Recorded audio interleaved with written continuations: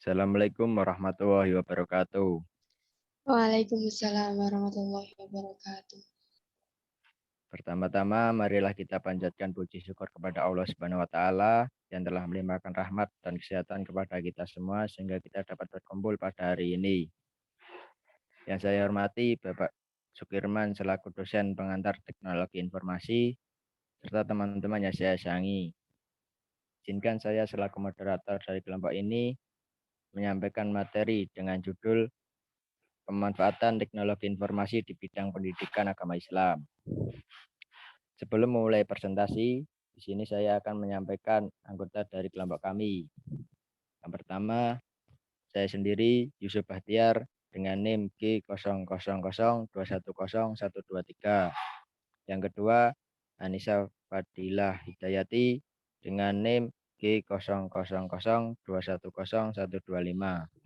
Yang ketiga, Vina Fitria Wahyu Setiawati dengan NIM G0002101126. Dan yang terakhir, Putri Akhila Salsabila dengan NIM G0002101127. Untuk mempersingkat waktu, langsung saja kita mulai presentasinya yang akan dibacakan oleh Saudara Anissa. Waktu dan layar saya persilahkan. Baik, terima kasih. Pemanfaatan teknologi informasi di bidang pendidikan agama Islam. Teknologi informasi adalah suatu studi, perancangan, implementasi, pengembangan, dukungan, atau manajemen sistem informasi berbasis komputer, terkhususnya pada aplikasi perangkat keras dan perangkat lunak komputer. Teknologi informasi memanfaatkan komputer elektronik dan perangkat lunak komputer untuk mengubah, menyimpan, memproses, melindungi, mentransmisikan, dan memperoleh informasi secara aman. Dalam kehidupan kita saat ini, banyak hal yang bisa dilakukan dengan mudah dengan adanya bantuan teknologi. Perkembangan teknologi yang sangat pesat bisa kita manfaatkan seperti halnya untuk membantu di dunia pendidikan, khususnya pendidikan agama Islam. Mungkin itu dari saya, selanjutnya akan dilanjutkan oleh Putri Akila. Baik, materi selanjutnya adalah pengertian teknologi informasi. Teknologi informasi atau dalam bahasa Inggris dikenal dengan istilah information technology adalah istilah umum untuk teknologi. Segala sesuatu yang membantu manusia dalam membuat, mengubah, menyimpan, dan mengkomunikasikan dan menyebarkan informasi. Teknologi informasi menyatukan komputasi dan komunikasi berkecepatan tinggi untuk data suara dan video. Menurut William dan Schauer, Abdul Qadir dan Tera CH 2003, teknologi informasi didefinisikan sebagai teknologi yang menggabungkan komputer dengan jalur komunikasi kecepatan tinggi yang membawa data, suara, dan video. Menurut Martin 1999, teknologi informasi tidak hanya terbatas pada teknologi komputer, perangkat keras, dan perangkat lunak yang akan digunakan untuk memproses dan menyimpan informasi, melainkan juga mencakup teknologi komunikasi untuk mengirim atau menyebarkan informasi.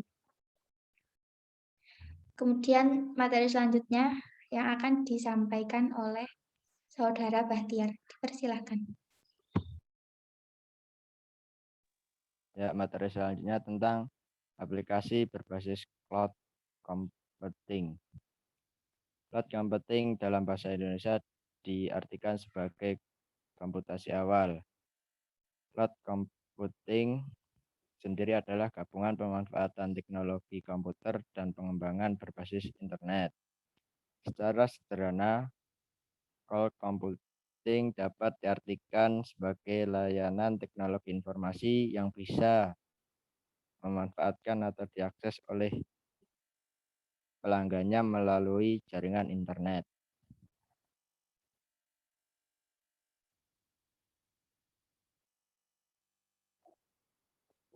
Kata cloud sendiri merujuk pada simbol awan yang di dunia teknologi informasi digunakan untuk menggambarkan jaringan internet.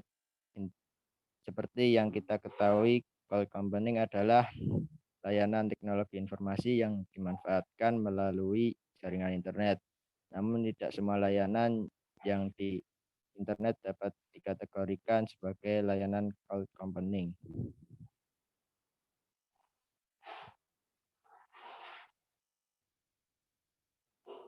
Berikut ini beberapa contoh aplikasi yang menggunakan layanan cloud computing antara lain. Yang pertama, Google Drive. Google Drive adalah salah satu contoh cloud computing yang sering digunakan. Penggunaannya tidak perlu install aplikasi Drive, hanya dengan memiliki akun Google Mail, maka pengguna langsung bisa akses Google Drive dan aplikasi lain milik Google seperti Google Meet, Google Classroom, dan lainnya. 2. Media sosial. Media sosial juga merupakan contoh cloud computing.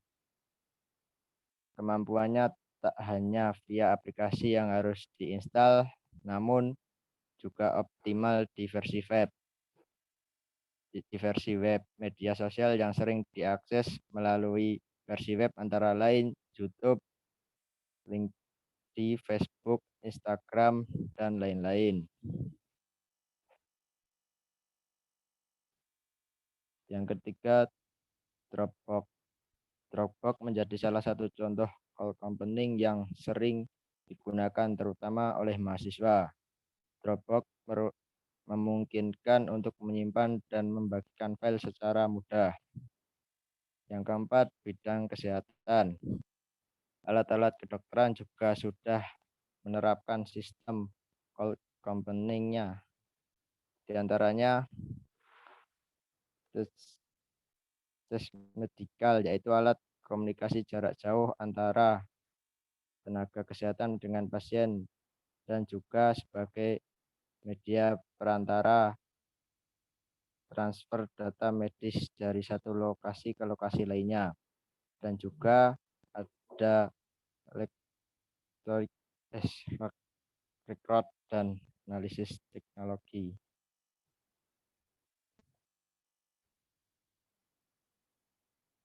Yang kelima, bidang pendidikan. Cloud computing yang diterapkan di bidang pendidikan antara lain Google Talk, Google Video for Education, dan Google Classroom. Semua aplikasi ini sangat mudah digunakan oleh guru dan siswa dalam proses pembelajaran. Yang keenam, bidang pemerintahan. Bidang pemerintahan juga sudah menerapkan cloud computing. Contoh cloud computing di bidang pemerintahan adalah layanan jasa ahli daya pengelolaan TIK oleh Badan Pengkaji dan Penerapan Teknologi BPPT, dan penerapan cloud computing dalam sistem kerja Badan Pengawas Tenaga Nuklir dan Kementerian Riset dan Teknologi.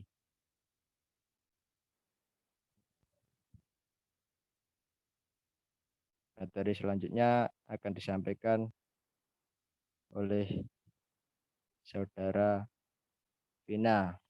Waktu dan layar saya persilahkan. Baik, saya akan melanjutkan materinya. Selanjutnya, manfaat TI di bidang pendidikan.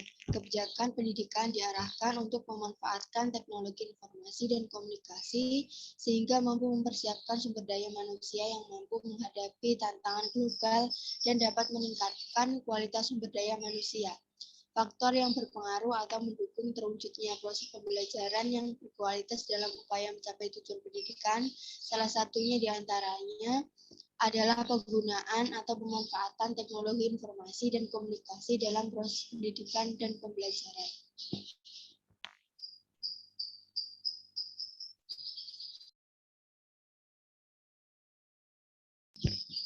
TI sangat diperlukan dalam kegiatan pembelajaran saat ini, bahkan menjadi satu-satunya media yang digunakan dalam kegiatan pembelajaran. Salah satunya adalah aplikasi yang berbasis cloud. yang berbasis cloud computing. Penggunaan aplikasi yang berbasis cloud computing sangat efektif dan efisien dalam menyongsong kegiatan pembelajaran ini.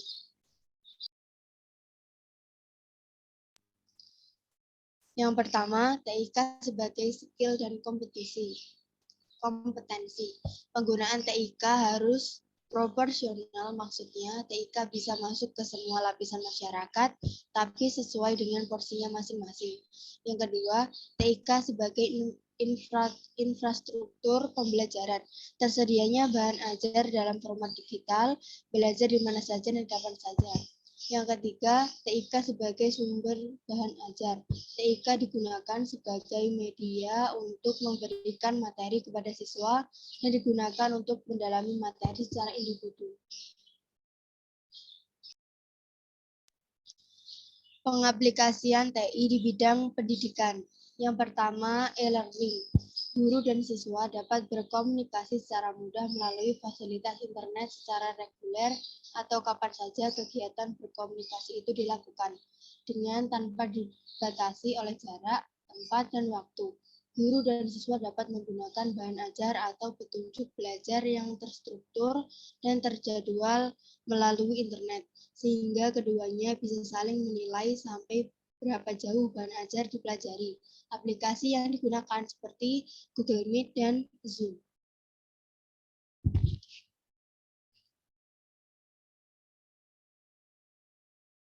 Yang kedua, Google Drive.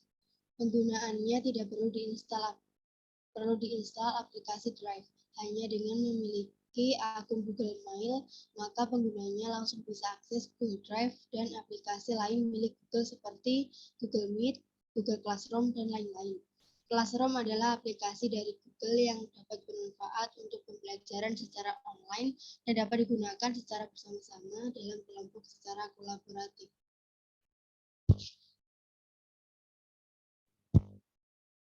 Yang ketiga, media sosial. Kemampuannya tak hanya via aplikasi yang harus diinstal, namun juga optimal di versi web. Media sosial yang dapat diakses melalui versi web antara lain YouTube, Instagram, Facebook, dan lain-lain, yang biasa dijadikan sebagai media mengupload tugas bagi siswa agar siswa lebih mengerti bagaimana cara penggunaannya.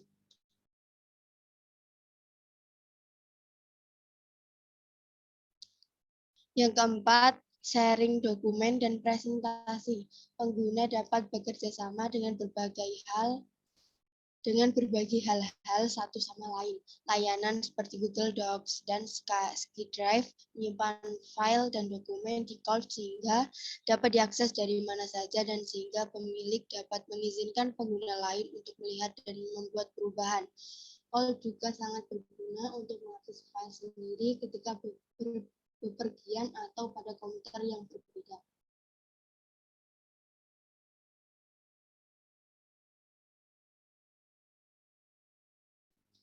Yang kelima, media penyimpanan atau storage drive. Salah satu kegunaan penting dari cloud adalah untuk penyimpanan. Situs seperti Dropbox, Google Drive, dan iCloud memungkinkan untuk menyimpan file dan mengaksesnya dari mana saja. Dengan menyimpan file di cloud, pengguna dapat melihat dan menggunakannya kapanpun dan dimanapun.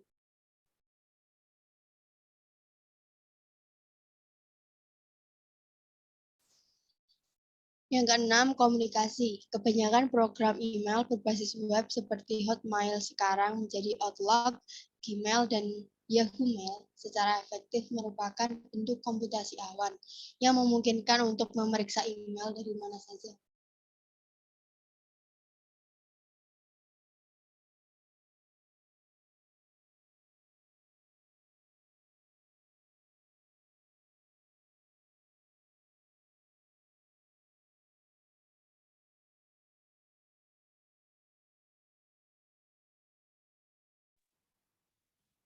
Terima kasih. Mungkin cukup sekian yang dapat kami sampaikan.